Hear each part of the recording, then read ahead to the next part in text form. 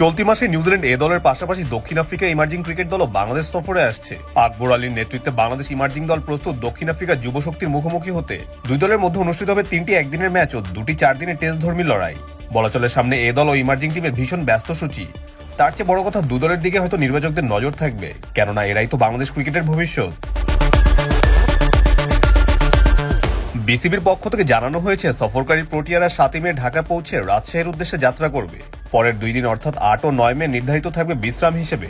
10 ও 11 মে দল 2টি অনুশীলনে অংশ নেবে। এরপর 12 মে মাঠে গড়াবে সিরিজের প্রথম ওয়ানডে ম্যাচ। ওয়ানডে সিরিজের সবগুলো ম্যাচ অনুষ্ঠিত হবে রাজশাহীর শহীদ কামরুজ্জামান স্টেডিয়ামে। প্রথম ম্যাচের পর 14 ও 16 মে দ্বিতীয় ও তৃতীয় ওয়ানডে ম্যাচ আয়োজিত হবে একই ভেন্যুতে।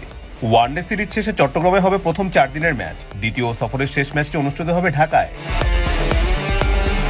এই সফরের জন্য বিসিবি ও ক্রিকেট সাউথ আফ্রিকা নিজেদের স্কোয়াড ঘোষণা করেছে। বাংলাদেশ দলকে নেতৃত্ব দেবে উইকেটরক্ষক ব্যাটার আকবর আলী।